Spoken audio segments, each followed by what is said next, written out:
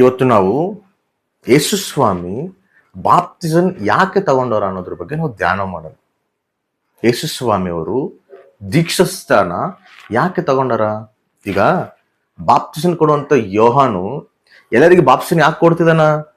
ಅವ್ರಿಗೆ ಏನಂತ ಹೇಳ್ತಿದಾನ?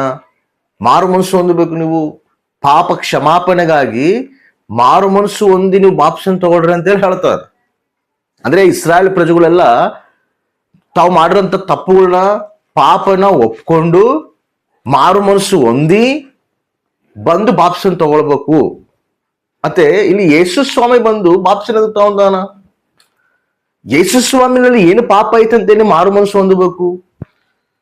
ಯೇಸು ಸ್ವಾಮಿ ಕೂಡ ಪಾಪನ ಒಪ್ಕೊಂಡು ಮಾರು ಮನಸ್ಸು ಒಂದೇ ಬಾಪ್ಸನ್ ತಗೊಂತಿದಾನ. ಅನೇಕರ ಒಂದು ಪ್ರಶ್ನೆ, ಯೇಸು ಸ್ವಾಮಿ ಬಾಪ್ಸನ್ ತಗೊಂಡಿದ್ದಾನಂದ್ರೆ ಯೇಸು ಸ್ವಾಮಿನಲ್ಲಿ ಕೂಡ ಪಾಪ ಐತಂತಲ್ಲ ಅರ್ಥ.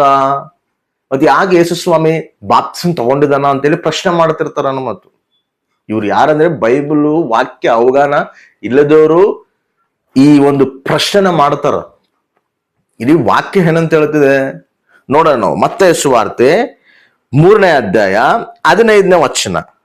ಆದರೆ ಯೇಸು ಅವನಿಗೆ, ಸದ್ಯಕ್ಕೆ ಒಪ್ಪಿಕೋ, ಹೀಗೆ ನಾವು ಎಲ್ಲಾ ಧರ್ಮವನ್ನು ನೆರವೇರಿಸತಕ್ಕದ್ದಾಗಿದೆ ಎಂದು ಹೇಳಿದಾಗ ಅವನು ಒಪ್ಪಿಕೊಂಡನು. ಎದಕ್ಕೆ ಒಪ್ಪಿಕೊಂಡನಂತೇಳಿ ಹೇಳ್ತದನ? ನೀನು ದೀಕ್ಷಿಸ್ತಾನ ತಗೊಳಕ್ ಬಂದಿಯಲ್ಲಪ್ಪ, ನೀನ್ ದೀಕ್ಷಿಸ್ತಾನ ಅನ್ನೋದೇನು ಅಂತೇಳಿ ತಡೆಗಡ್ತಾನ. ಯಾರು? ಈ ಬಾಪ್ಸನ್ ಕೊಡುವಂತ ಯೋಹಾನು ಯೇಸು ಸ್ವಾಮಿನ ತಡಿತಾನ. ನೀನು ಪರಿಶುದ್ಧನು, ನೀನು ನನ್ನ ಹತ್ರ ಬಂದು ಬಾಪ್ಸನ್ ತಗೊಳ್ಳೋದೇನಂತೇಳಿ ತಡೆಗಟ್ಟಾಗ ಯೇಸು ಸ್ವಾಮಿ ಹೇಳ್ತದಾನ. ಏನಂತ ಹೇಳ್ತದಾನ? ಸದ್ಯಕ್ಕೆ ನೀನು ಒಪ್ಪಿಕೋ. ಯಾಕೆ ಒಪ್ಕೋಬೇಕಪ್ಪ, ಯಾಕೆ ಒಪ್ಕೋಬೇಕು ದೇವಾ ಅಂತ ಹೇಳಿ ಕೇಳಿದಾಗ ಯೇಸು ಸ್ವಾಮಿ ಹೇಳ್ತದಾನ, ಧರ್ಮವನ್ನು ನೆರವೇರಿಸತಕ್ಕದ್ದಾಗಿದೆ. ಏನು ನೆರವೇರಿಸ್ಬೇಕಂತ? ಧರ್ಮವನ್ನು ನೆರವೇರಿಸ್ಬೇಕು. ಏನು ಧರ್ಮ? ಧರ್ಮ ನೆರವೇರಿಸೋದಂದ್ರೆ ಏನು ಅಂದ್ರೆ ದೇವರ ಚಿತ್ತವನ್ನು, ತಂದೆ ಚಿತ್ತವನ್ನು ನೆರವೇರಿಸುವುದೇ ಧರ್ಮ. ಯೇಸು ಸ್ವಾಮಿನಲ್ಲಿ ಯಾವ ಪಾಪವೂ ಇಲ್ಲ.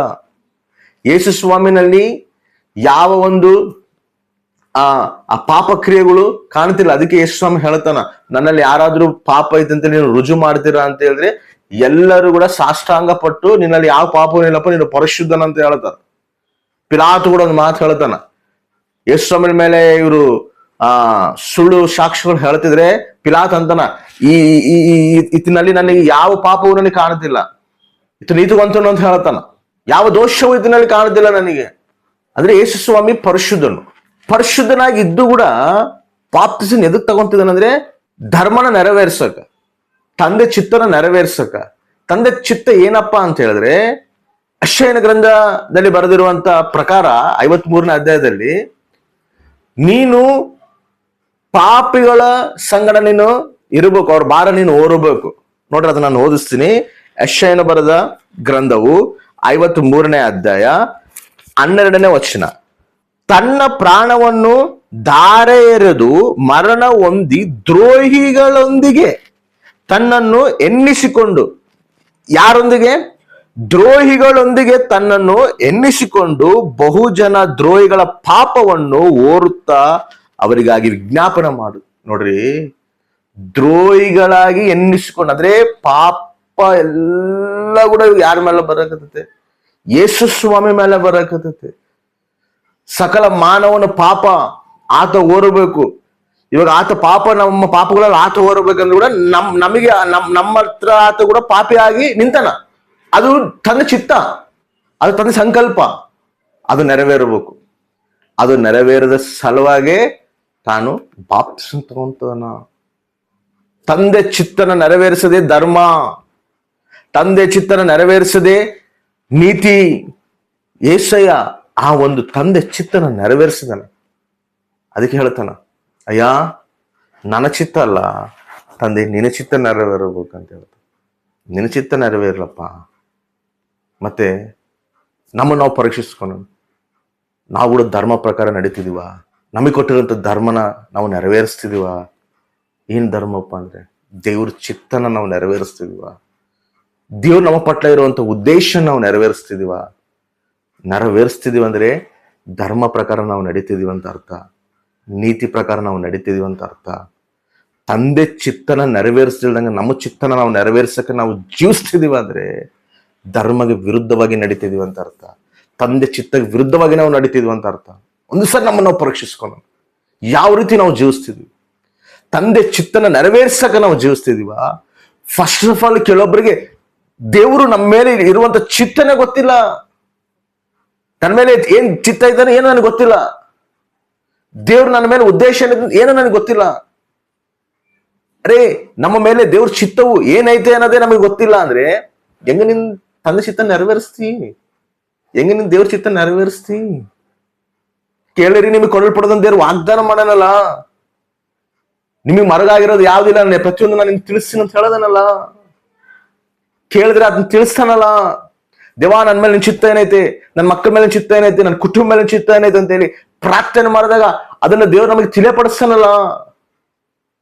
ಕೇಳೋ ಒಪ್ಪಿಗೆ ಇಲ್ಲ, ಪ್ರಾರ್ಥನೆ ಮಾಡೋ ಒಪ್ಪಿಗೆ ಅಸಲೇ ಇಲ್ಲ. ಇನ್ನು ತಂದೆ ಚಿತ್ತ ಎಲ್ಲಿ ನೆರವೇರ್ಸಕ್ಕಾಗ್ತದೆ? ತಂದೆ ಚಿತ್ತ ಎಲ್ಲಿ ನಮಗೆ ತಿಳಿಯಪಡ್ತತೆ? ಹೆಂಗ ಜೀವಿಸ್ತಿದ್ವಿ ನಾವು? ಹೆಂಗ ನಡೀತಿದ್ವಿ ನಾವು? ಯಾದಕ್ಕಾಗಿ ನಮ್ಮ ಪ್ರಯಾಸ? ಯಾದಕ್ಕಾಗಿ ನಮ್ಮ ಹೋರಾಟ? ಎಲ್ಲಿಗೆ ಹೋಗ್ತಿದೆ ನಮ್ಮ ಪ್ರಯಾಣ? ಧರ್ಮ ನೆರವೇರಿಸ್ತಿದೀವ? ಯೇಸು ಸ್ವಾಮಿ ಧರ್ಮ ನೆರವೇರಿಸ್ಬೇಕು, ನಾವು ತಂದೆ ಚಿತ್ತ ನೆರವೇರಿಸ್ಬೇಕು ನಾವು ಅಂತೇಳಿ ತಂದೆ ಚಿತ್ತ ನೆರವೇರಿಸಿದನಲ್ಲ.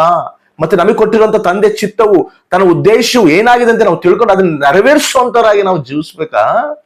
ಇಲ್ಲ ನಮ್ಮ ಚಿತ್ತನ ನಾವು ನೆರವೇರಿಸ್ಕೊಳಕ ಹಾರಾಟ ಪಡ್ತಿದೀವ? ಯಾದಕ್ಕಾಗಿ ಹೋರಾಡ್ತಿದೀವಿ? ಒಂದ್ಸಲ ನಮ್ಮನ್ನ ನಾವು ಪರೀಕ್ಷಿಸ್ಕೊಳ್ಳೋಣ. ಕೇಳ್ಬೇಕು ನಾವು ದೇವರಿಗೆ, ಹೆಂಗೈತೆ ನಮ್ಮ ಪರಿಸ್ಥಿತಿ? ನಮ್ಮನ್ನ ನಾವು ಪರೀಕ್ಷಿಸ್, ನಮ್ಮ ಮನಸ್ಸಾಕ್ಷಿನ ನಾವು ಪ್ರಶ್ನೆ ಮಾಡಬೇಕು. ನಾವು ಹೆಂಗ ನಾವು ಜೀವಿಸ್ತಿದೀವಿ? ಯಾವ್ದಕ್ಕಾಗಿ ನಾವು ದಿನ ಹೋರಾಡ್ತಿದೀವಿ? ಯಾವ್ದಕ್ಕಾಗಿ ನಾವು ಪ್ರಯಾಸ ಪಡ್ತಿದೀವಿ? ತಂದೆ ಚಿತ್ತ ನೆರವೇರ್ಸಕ್ ಪ್ರಯಾಸ ಪಡ್ತಿದೀವ? ತಂದೆ ಚಿತ್ತಾನುಸಾರ ನಮ್ಮ ಮಕ್ಕಳು ಬೆಳೆಸಕ್ ಪ್ರಯಾಸ ಪಡ್ತಿದೀವ? ತಂದೆ ಚಿತ್ತಾನುಸಾರವಾಗಿ ನಡೆಸಕ ನಮ್ಮ ಕುಟುಂಬನ ಆತಗೆ ಇಷ್ಟಾನುಸಾರವಾಗಿ ಇರೋಕೆ ನಾವು ಪ್ರಯತ್ನ ಪಡ್ತಿದೀವ? ಇಲ್ಲ ನಮ್ಮ ಇಷ್ಟಾನುಸಾರ ನಾವು ಕಟ್ಕೊಂತಿದೀವ? ನಮ್ಮ ಒಂದು ಸಂತೋಷಕ್ಕಾಗಿ ನಾವು ಕಟ್ಕೊಂತಿದೀವ? ಹೆಂಗಿದೆ? ಹಂಗಂದ್ರೆ ನೀನ್ ಧರ್ಮ ನೆರವೇರಿಸ್ತಿಲ್ಲ ಅಂತ ಅರ್ಥ. ತಂದೆ ಚಿತ್ತ ನೆರವೇರಿಸ್ತಿಲ್ಲ ಅಂತ ಅರ್ಥ. ತಂದೆ ಚಿತ್ತನ ನೆರವೇರಿಸ್ಬೇಕಂದ್ರೆ ಆತನ ಚಿತ್ತ ಏನೈತೆ ಫಸ್ಟ್ ನಾವು ಕೇಳಬೇಕಂದ್ರೆ ಪ್ರಾರ್ಥನೆ ಮಾಡಬೇಕು. ಕೇಳು, ಕುತ್ಕೋ, ಉಪವಾಸ ಇರು. ದಿನಾ ತಿನ್ನೋದಲ್ಲ, ಉಪವಾಸ ಇರು, ಕೇಳು. ಅಯ್ಯ, ನನ್ನ ಮೇಲೆ ನಿನ್ ಚಿತ್ತ ಏನೈತಪ್ಪ? ನನ್ನ ಮಕ್ಕಳ ಮೇಲೆ ನಿನ್ ಉದ್ದೇಶ ಏನೈತೆ ಸ್ವಾಮಿ? ನನ್ನ ಕುಟುಂಬ ಮೇಲೆ ಚಿತ್ತ ಏನೈತೆ ಪ್ರಭುವ ಅಂತೇಳಿ ದೇವ್ರ ಪಾದದಲ್ಲಿ ಕುತ್ಕೊಂಡು ಕಣ್ಣೀರು ಸುರಿಸಿ ಪ್ರಾರ್ಥನೆ ಮಾಡು. ಖಚಿತವಾಗಿ ದೇವ್ರು ತಿಳಿಸ್ತಾನೆ ನಿನ್ನ ಮೇಲೆ ಉದ್ದೇಶ ಏನಾಯ್ತು, ನಿನ್ನ ಮಕ್ಕಳ ಮೇಲೆ ಉದ್ದೇಶ ಏನಾಯ್ತು, ನಿನ್ನ ಕುಟುಂಬ ಮೇಲೆ ಉದ್ದೇಶ ಏನಾಯ್ತು, ದೇವ್ರು ತಿಳಿಸ್ತಾನ. ಅದ್ರ ಪ್ರಕಾರ ಜೀವಿಸಕ್ಕೆ ಪ್ರಯತ್ನ ಪಡು. ದೇವಾ, ನಾನು ಬಲಹೀನನು, ನೀನು ಬಲವಂತನು. ನಿನ್ನ ಚಿತ್ತ ನೆರವೇರಿಸ್ಬೇಕಂದ್ರೆ ನನ್ನ ಶಕ್ತಿ, ನನ್ನ ಸಾಮರ್ಥ್ಯ, ನನ್ನ ಜ್ಞಾನ ಸರಿ ಹೋಗಲ್ಲ ಪ್ರಭಾ. ನಿನ್ನ ಶಕ್ತಿ, ನಿನ್ನ ಜ್ಞಾನ, ನಿನ್ನ ಸಾಮರ್ಥ್ಯವು ನನ್ನಲ್ಲಿ ತುಂಬಿಸು. ನಿನ್ನ ಚಿತ್ತ ನಾನು ನೆರವೇರಿಸ್ಬೇಕು ಪ್ರಭಾ ಅಂತೇಳಿ ಪ್ರಾರ್ಥನೆ ಮಾಡಿ ಕೇಳಿದಾಗ ಖಚಿತವಾಗಿ ದೇವ್ರ ಅಭಿಷೇಕ ನಮ್ಮ ಮೇಲೆ ತುಂಬಿಸ್ತಾನೆ. ತನ್ನ ಚಿತ್ತನ ನಮ್ಮಲ್ಲಿದ್ದ ಆತ ನೆರವೇರಿಸ್ತಾನೆ.